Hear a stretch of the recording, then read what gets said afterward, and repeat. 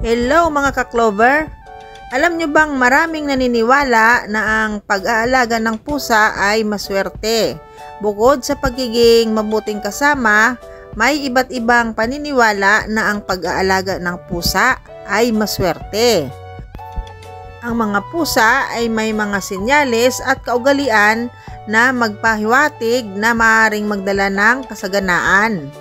Narito ang ilang palatandaan at paraan kung paano ito mangyari.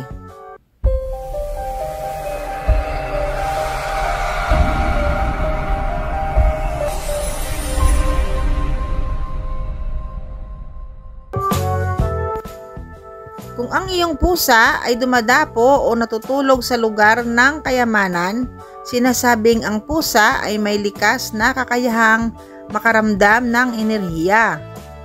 Kung madalas itong tumatambay o natutulog malapit sa iyong kaha o pitaka o lugar ng negosyo, ito ay maaaring simbolo na magkakaroon ka ng magandang daloy ng pera. Kung meron namang pusang pumunta sa iyong bahay or hindi sinasadyang may biglang dumating na pusa sa inyong bahay, pagkatapos ay biglang pumasok sa iyong bahay ay may dalang swerte. Lalo na kung ito ay pusa na may magagandang kulay tulad ng ginto, orange o puti. Kung lagi namang masaya at malusog ang iyong pusa, ang kalusugan ng pusa ay sumasalamin sa iyong estado ng buhay. Kapag ang iyong pusa ay masigla at malusog, sinasabing positibong enerhiya rin ang dumadaloy sa iyong buhay na maaring humantong sa kasaganaan. Kapares itong dalawang pusa namin na napulot lang namin simula maliit pa sila, ay sobra na silang magulo, nagtatakbuhan, naghahabulan. Kahit na magulo sila ay hinahayaan lang namin. May mga kwento na ang mga pusa ay nagiging mas aktibo o nagpapakita ng kakaibang kilos kapag may darating na pera o magandang oportunidad sa kanilang amo. Kung ikaw naman ay negosyante at may manikiniko o yung figurine na Lucky Cat na kumakaway na pusa ay isang sikat na simbolo ng swerte sa negosyo. Ako rin, meron akong pusang kumakaway at dito ko siya nilagay sa aming sala. At meron din po kami doon sa aming shop para magtawag ng maraming customer at magbigay ng swerte sa ating negosyo. Maaaring makatulong ang pagkakaroon ng figurine na maaaring makaakit ng mas maraming customer at kita. Ilagay ito sa mga lugar kung saan mo nais dumaloy ang swerte tulad ng sala o opisina. Kung meron naman kayong business shop, ilagay ito sa entrance ng iyong negosyo. Sa ilang kultura, sinasabing ang mabuting pagtrato sa pusa ay nagbabalik ng swerte sa may-ari. Kung inaalagaan mo ito ng mabuti, maaari kang gantimpalahan ng mas maraming biyaya sa iyong buhay. Yun bang tinatrato mo bilang miyembro ng pamilya ang iyong pusa? Ganun po. Hindi yung may pusa nga kayo, hindi nyo naman pinapakain ng maayos, na para bang bahala na siya sa buhay niya. Hindi po ganon. Kapag ganon ang pagtrato nyo sa pusa nyo, ay baka ang swerte ay imbes na sa iyo na ay mapupunta pa po sa iba kapag naghanap ng makakain ng iyong pusa at nakarating o nakapasok na sa ibang bahay. Dahil kapag inaalagaan mo ng mabuti ang iyong pusa, ang positibong enerhiya ay dumadaloy sa mga masayang hayop. Ang mga pusa ay mahilig sa maayos at malinis na kapaligiran na sinasabing nakakatulong sa pagpasok ng swerte. Bigyang pansin ang kilos ng iyong pusa dahil maaari itong magbigay ng senyales tungkol sa enerhiya sa iyong paligid. Kung ang iyong pusa ay mahilig humiga o magpahinga sa tabi mo, ito ay sinasabing simbolo ng proteksyon at positibong enerhiya na dumadaloy sa iyong buhay. Kapag ang iyong pusa ay madalas tumalon sa iyong kandungan at nagpapakita ng lambing, Ito rin ay nagpapahiwatig ng proteksyon at positibong enerhiya ang parating sa iyong buhay, tulad ng magandang opportunities at pera. Isang masaganang buhay ang hatid nito. Ang kulay ng mga maswerteng pusa. Ang puting pusa ay sumisimbolo sa kapayapaan at swerte, habang ang gintong pusa ay nauugnay sa kasaganaan at kayamanan. Ang kulay itim na pusa ay nagbibigay ng proteksyon laban sa malas at negatibong enerhiya. Ang pusang gray ay may dalang talino, pagpapayaman at karunungan. Ang pusang kaliko o tatlong kulay, puti, itim at orange, ang may pinakamalakas sa swerte. Kapag nakakita kayo ng pusa na madalas makita sa iyong paligid, ito ay maaaring tanda ng paparating na may magandang kapalaran. Katulad po dito sa amin, lagi na lang pong may pusa na humihingi ng pagkain dyan sa labas ng aming gate. Kaya pag narinig namin yan, dinadalhan talaga namin yan ng pagkain doon sa labas ng gate. Marami ang taong naniniwala na ang pusa ay may kakayahang maramdaman ang darating na swerte. Kung ang iyong pusa ay biglang nagiging masigla, makulit o malambing sa iyo, maaring ito ay senyales na may magandang balita o pera na darating.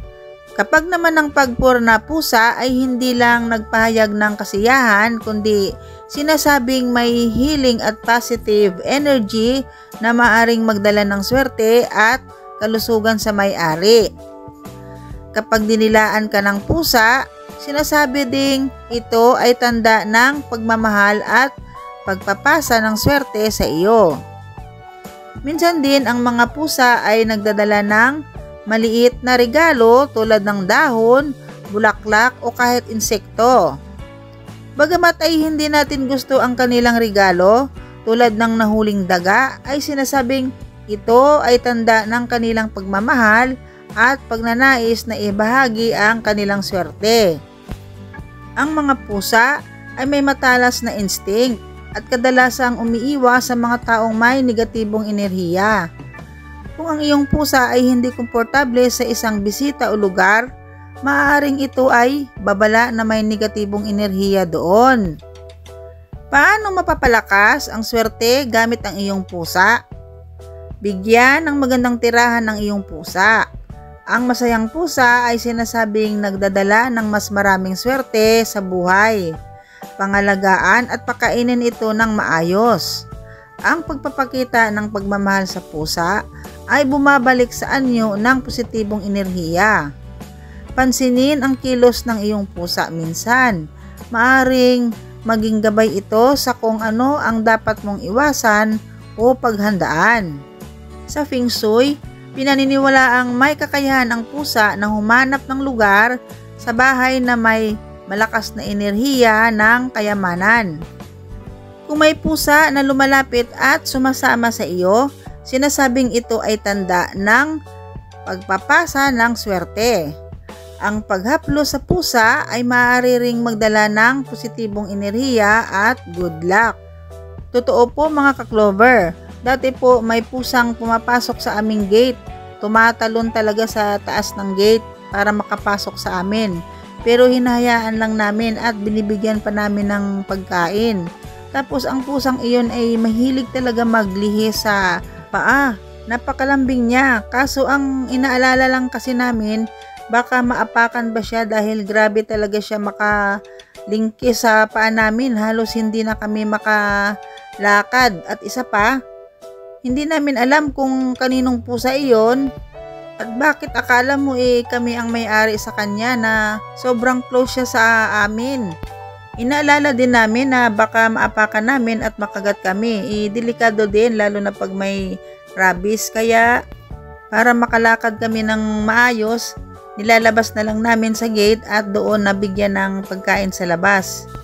May video po kami niyan, black po siya na may kulay orange. Ang lambing-lambing talaga niya. Pero pagkaraan ng halos buwan din na pumapasok sa amin, ay hindi na bumalik hanggang ngayon. Hindi namin alam kung ano nang nangyari sa kanya. Sa totoo lang mga ka-Clover, marami talaga kaming mga blessings na natatanggap. Siyempre, una po dahil kay God. Siya po ang dahilan ng lahat. At pangalawa po, ang ating mga gabay ay talaga namang malaki ang aming paniniwala na nakatulong ng maganda sa aming buhay. Basta't sabayan lang natin ang sipag at tiyaga, ano ho?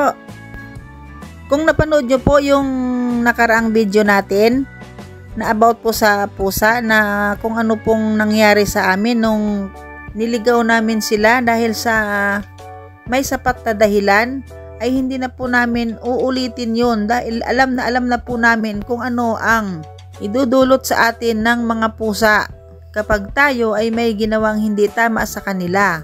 At ganun din po kapag tayo ay may ginawang maganda sa mga pusa, ay meron po sila talagang magandang na idudulot sa atin. That time po kasi na ginawa namin sa aming mga pusa na dalawa ay hindi po talaga namin alam na malas pala talaga yon.